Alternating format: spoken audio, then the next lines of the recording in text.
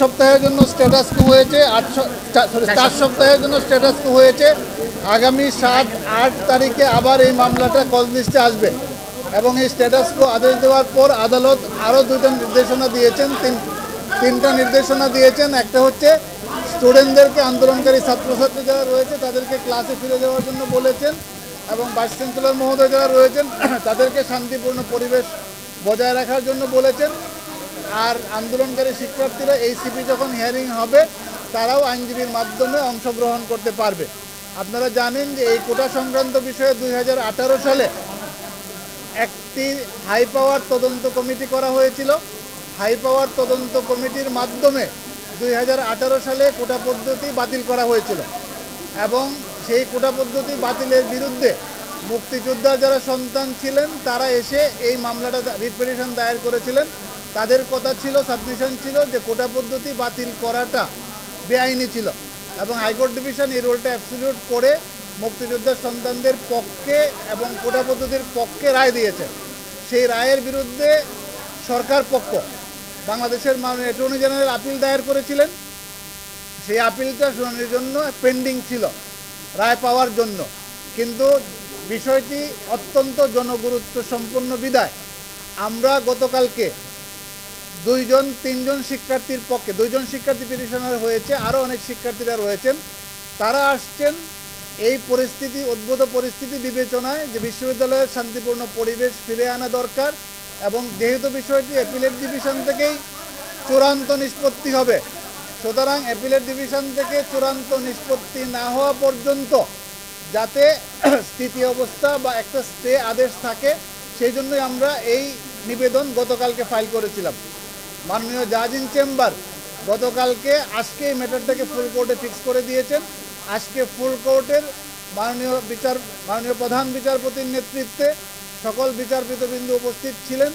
ওনারা সন্তুষ্ট হয়ে, আমরা খুব বেশি সাবমিশন দিতে হয়নি, রাখি না, এই জন্য যেহেতু এটা পলিসি ম্যাটার, যেহেতু একটা সরকারের সার্কুলারকে হাইকোর্ট ডিভিশন থেকে স্টে করা হয়েছে, আইনগত এবং নীতিগতভাবে এই আদেশটা স্টে বা স্ট্যাটাস কো থাকে, এটাই হচ্ছে আমাদের এখনকার পর্যন্ত কনভেনশন অফ ল।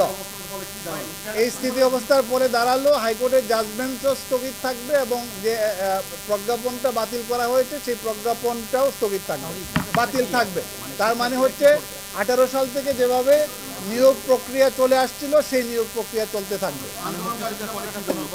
আন্দোলনকারীদের ব্যাপারে আদালত বলেছেন তাদেরকে ঘরে ক্লাসে ফিরে যাওয়ার জন্য, শান্তিপূর্ণ ব্যবস্থা বজায় রাখার জন্য, ভাইস চ্যান্সেলরদেরকে বলেছেন শান্তিপূর্ণ পরিবেশ বজায় রাখার জন্য।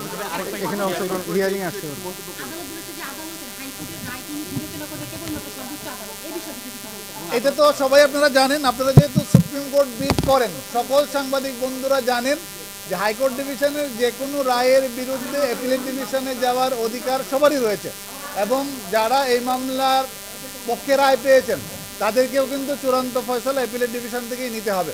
অ্যাপিলেট ডিভিশনের আরও একটা ক্ষমতা আছে, সেটা হচ্ছে হাইকোর্ট ডিভিশনের রায় হয় বাতিল করতে পারবেন অথবা চূড়ান্ত বহাল রাখতে পারবেন এবং 104 ধারা অনুযায়ী মাননীয় প্রধান বিচারপতি এটিও বলেছেন যে ওনারা কিন্তু এটাকে সংশোধন করে একটা সংস্কারমূলক নির্দেশনা দিতে পারবেন অথবা আরও হাই পাওয়ার কমিটি গঠন, যে কোনোভাবে অ্যাপিলেট ডিভিশন নির্দেশনা দিতে পারবেন। এখন আমাদের যে জুডিশিয়াল সার্ভিস কমিশনের পরীক্ষা আছে, এছাড়া পিএসসিতে কয়েকটি পরীক্ষা আছে, এরা কিন্তু কোথাও ওই প্রজ্ঞাপনে কোটার কথা বলা নাই। সেই ক্ষেত্রে যদি এখন এই কোটাটা সিস্টেমটা যদি স্থগিত না করা হয়, তখন এই পরীক্ষাগুলো নেওয়া সম্ভব হবে না এবং চাকরি দেওয়া সম্ভব হবে না, কারণ এইখানে কোনো মুক্তিযোদ্ধা হিসাবে কেউ এখানে দরখাস্ত করেনি, তাদের কোটা দেওয়ার কথাও ছিল না, সেই আরও জটিলতা সৃষ্টি হবে। এই কথাটা আমি কোর্টের ইয়েতে বলছি এবং বলছি যে এটা সরকারের পলিসি ডিসিশন। এই কোটা রাখা না রাখাটা হচ্ছে সরকারের পলিসি ডিসিশন। এখানে আদালতের কিছু আমাদের যে সুপ্রিম কোর্টের এতদিনকার যতগুলো সিদ্ধান্ত আছে বলছে যে এটা সরকার পলিসি ডিসিশনে আদালত কোনোভাবে হস্তক্ষেপ করতে পারে না, সেই কথাটাই আমি বলছি। যে আমি যখন ট্রাইব্যুনালে ছিলাম সেই সময় বলছি, আমি আজকেও বলছি, সবসময় আমি এটা বলি, কোনোভাবেই আন্দোলন করে তো রায় পরিবর্তন করা যায় না। রায় পরিবর্তনটা পদ্ধতি আছে, যদি কেউ মনে করে যে এই রায়টা সঠিক হয়নি, তার যদি মনে হয় সে তখন উচ্চতর আদালতে আসতে পারে।